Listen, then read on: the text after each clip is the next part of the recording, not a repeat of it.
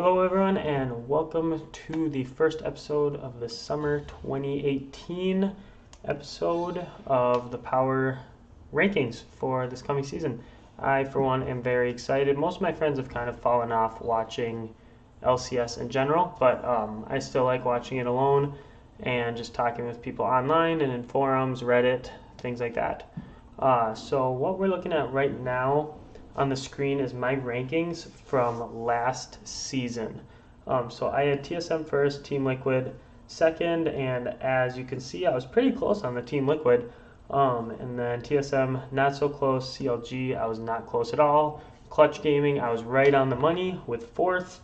Cloud9, I was super close as well. Echo Fox and 100 Thieves, I extremely underestimated, which was a bummer for mostly me because I just don't love the players on those teams. And then the bottom three teams I was pretty on. FlyQuest, Golden Guardians, and Optic Gaming. That was just a toss-up for the bottom four spots who don't make it to playoffs, just like this coming season you'll see with my power rankings. So that's just a little validity from last season. All right, so we are looking at number 10. I have, actually, first of all, I want to just set a little premise of what exactly I'll be talking about and what I think the power rankings are looking for and like why I put them in that place. So if we're looking at the first 4 weeks of this meta in general, we're going to have what we've seen in China and Korea already at the beginning of this week is a very non-AD carry type game. So you're not looking for them to scale up anymore. You're just looking for them to just finish playing really quick. And we're seeing games under 25 minutes. We're seeing most games under 32 minutes in Korea and China right now. So that should just, you'd think it'd be fun for people to watch, but some people have been talking negative on the meta. Moving on, we have a lot of unknown rookies and trade-offs coming this season in the North American LCS. And the last few seasons, I've looked at these and kind of taken their success from other regions and applied it to NA. But as we can see with Sven and Mithy, Huni, Fly, and Froggen, Mickey as well, just to name a few, you can't really take how they did in other regions and just bring it to North America since it's such a unique meta and just bad teams in general. We're looking at 8.13, the patch. It'll hit about week 3, I think. So until then, we'll have a very small amount of AD carries playing in the game, and they just won't be playable. So we'll see the immersion of the kind of bruiser or like kill lanes bot, and even Korea is starting to call like the bot lane carries just carries, no more like marksman or attack damage carries anymore.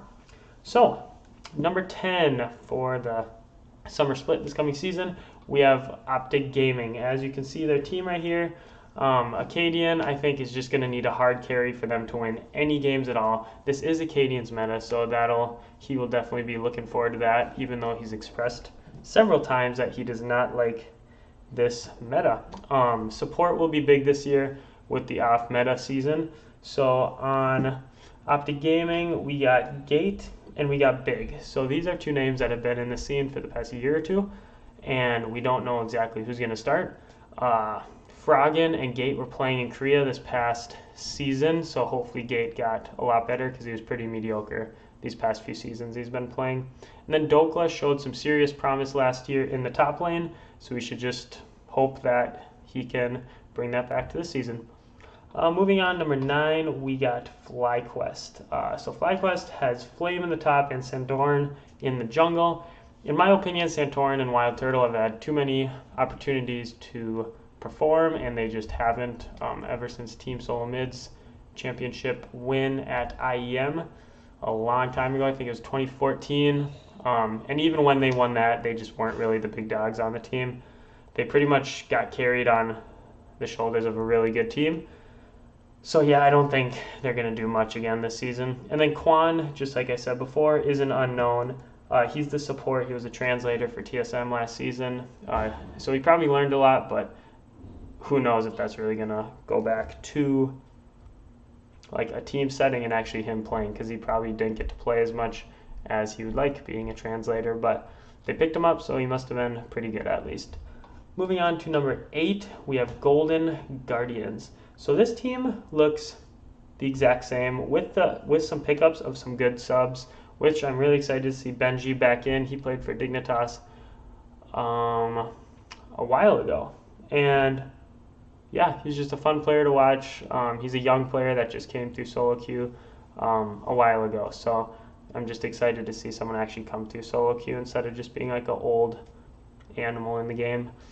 What else about Golden Guardians? So Sheep and Matt, I hope they can learn a lot from each other in the support role, even though the bot lane is very like off meta and weird right now. Hopefully Matt can bring his aggressive support style back even in this meta. And then for Golden Guardians to succeed, I think it's really going to have to come from the mid lane. If Mickey can get something going, I don't know personally, but they talk a lot about his weird mid lane style of what he does and how he plays and how he affects his teammates. So if he can bring that, maybe they can do an alright job. And then lastly, we have Zig and Lorlo in the top lane. So these are two top laners that have started for the past year and a half or 2 years on different teams. And now they're on the same team, which you could see kind of like a Impact Ray type deal where one person plays a lot of defense, one person plays a lot of offense.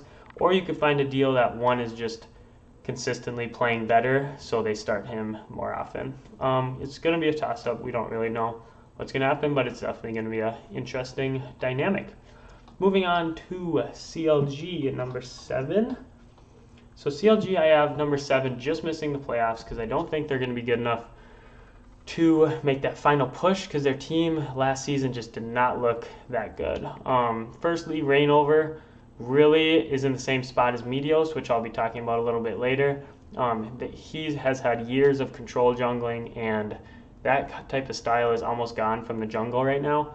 So he's really going to have to be a fighter and like an early jungler. Besides, like, if he could play some Nunu, I think that's looking really good in the meta. But besides that, it's looking pretty bad for anyone who can't be extremely aggressive in the early game. Stixxay, this is just a random fact that Stixxay used to be a one-trick Warwick back in like his way back days. So maybe he could bring the Bruiser AD carry, or I guess Bruiser bot lane back in meta and make it work for at least the first 3 to 4 weeks, like I said, until they at least buff AD carries back into life a little bit. And then lastly, I think Darshan, if he goes back to his old form of about a year to year and a half ago, if he could play extremely well, not feed so much, and not play so like risky as he did for these past 2 seasons, he could definitely carry this team to, I think, a mid point. If he could make it to 5th and get them in playoffs, that would be huge just for the mentality of the team. Number 6, we have Echo Fox. So Echo Fox is the Huni Dardoch special again. They still have yet to prove me wrong. I think that they just aren't that great, and they struggled against Clutch Gaming in the semifinals. They won in Game 5 last season, and then they lost 3-0 to Team Liquid in the finals. They're just so inconsistent. You can't count on them. So I think again this season I'm betting against them. They'll just slip in playoffs and then probably lose to the 1st or 2nd seed just right away. Things that would make them do really well is Alltech having a breakout season. He's been in the season for an extremely long time, and I personally have lost pretty much all confidence in him. And yeah, he's just going to have a big season. Otherwise, teams are going to really probably pick up on it and not have him for another year round after Worlds. So all in all for Alltech, if he doesn't have a good season this season, I would assume he retires after Worlds this year just because he's been in for 2 to 3 years now and he hasn't made too much impact besides, I think, back in the day with like Winter Fox on Winter Fox with Pole Belter. And lastly, Phoenix only has a good history on a few champs. So as we can see, they picked up Demonte as well. And Demonte showed a lot of promise in the academy. So if they could maybe bring in Phoenix for those good champions that he plays and then have Demonte for everything else, I think that'd be a really good duo in the mid lane. All right, next. I'm supposed to have Clutch Gaming here. Where is Clutch Gaming? Clutch Gaming, here we go. I have Clutch Gaming number 5. So I think Clutch Gaming is solo-y depending, get it, on last season's run against TSM. And so like, what am I trying to say? They had a huge run against TSM, obviously. I think it was like 3-1, and then they just had that Game 5 loss against 100 Thieves. So if they can bring that same fight this season, I think it's the same roster as well, which it is. That'd be huge. If Piglet could pick up some little bits and get a little bit of playing time, I think that'd be really cool. Even if he would lane swap. I know he role swapped to mid back in Team Liquid a while ago, so that'd be interesting and something that would be really cool to see. But other than that, I think Hakuo's clutch play style just will be really big in the early game for the first few weeks of the season. And yeah, just Clutch Gaming is looking extremely solid. I would not be surprised if they climbed all the way up to the top, but I would not be surprised if they were in 10th at the end of the season as well. So that's why I put them in 5th. Moving on to the 4th place team, I placed Team Solo Mid. So this team obviously has had a lot of expectations, and it's really hard to tell just because last season they had, I think, a top 3rd finish. They finished 3rd place, and then they lost in the quarterfinals against Clutch Gaming, just 3-1, got completely stomped. And if they don't reach finals this season, I really think the dynasty is dead. They really would have to relook at should they picked up Sven and Mithy, and secondly, Sven and Mithy really need to perform, otherwise people will really second guess why they even came to North America in the first place. So Team Solo Mid, I really think they have a lot to lose this season and a whole lot to gain as well. So should be an interesting season for them. Moving on to number 3, I have Cloud9. So the main reason why I put Cloud9 3rd is because Sven and Licorice, I think, will thrive in this really weird meta that I think will probably stick around until about week like 5 or 6 of this season. Only because Riot Games have talked about how they don't want to create huge patches anymore and they don't want the meta to vastly change. So I think they're going to stick with this for a little bit. And Sven hasn't always been the most macro-minded person, so if he can just run around and fight people, I think it'll be super good. And same with Licorice. We've seen him jump around very well on AD type bruiser tops and struggle on those tank tops. So if he can stick to those bruisers, which is really good in this meta, I think they'll be great. They also switched up their teams. They just released this morning that Jensen, Sneaky, and Smoothie will not be playing at the beginning of this season. They're going to be playing Golden Glue, Keith, and Zazal. So if you didn't know, that's the mid, AD carry, and support. So yeah, I just think it's really cool that they're not sticking to like the old bills of what they used to play with, and they're actually changing something since last season did not turn out well since they lost in the quarterfinals.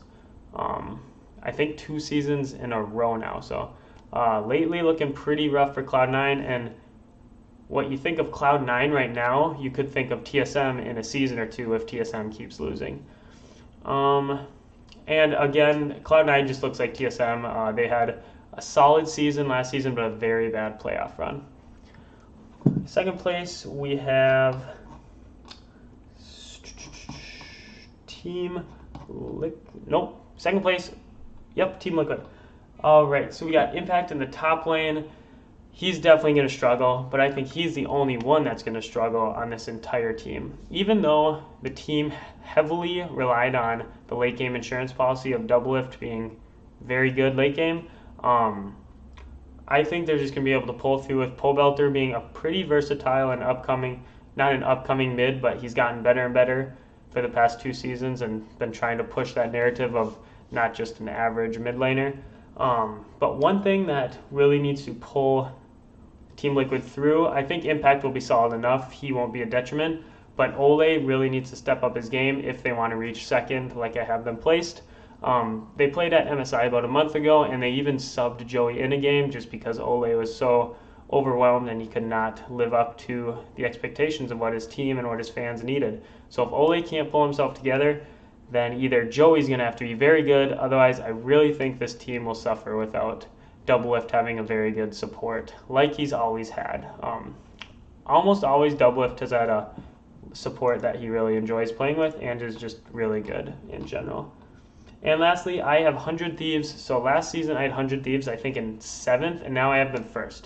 So even though Meteos has always loved the control jungler meta, I think they will still be okay for 2 reasons. So I think Cody Sun and Afro are just unstoppable. They looked so much better than either which of them have ever looked before together last season. Yeah, I guess it's just that simple. They talked about it all the time. I think, yeah, Afro got MVP, which really shows that I think it's the first support that's ever gotten MVP, but it's just really interesting to watch them play together because Cody-san was just all right on Immortals, and then he moved with Afro, and Afro made him extremely good. Even though it does look like Afro's pulling the weight a lot, Cody's just getting better and better every day. That's what every caster says, that's what 100 Thieves says, and that's just what everyone thinks by now. Things that will be detrimental to the team is Ryu. I really think Ryu has had a dying past few seasons, and I think he's just holding on. If they could pull in somebody that they could actually just have a consistent mid laner, I think that'd be awesome. Ryu's just been really just killing the confidence in me for the past few seasons. And then Someday, if Someday has a breakout season and the bot lane is good, I think 100 Thieves will be the clear number ones. And I don't like 100 Thieves at all. Like, I hope they get 10th, but I'm being realistic and saying that they'll get 1st, even if Someday is just mediocre. If Someday has a good season, I think he'll be able to carry this like already good team even like farther away from the top, and we could see like that TSM season where it was like 17-3 that they played or something like that. So yeah, I tried to stick to around 10 minutes. It went a little over, but that is all I have. So just for a little validity again, here is last season's rankings, and the playoff run in the middle, and then the bottom is just at the end of the regular season. I'm gonna try and keep doing videos every month. I'm on a work trip for 2 months starting next week, so it's gonna be a little harder. I'm gonna be working over 40 hours a week, so it's gonna be a little bit of a struggle, but I'll try and bring my webcam and just get some videos out for you.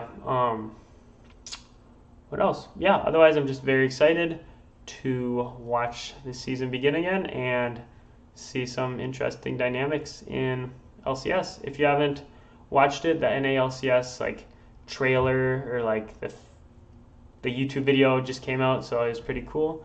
And yeah, if you want to see anything, just comment below, and otherwise have a good one.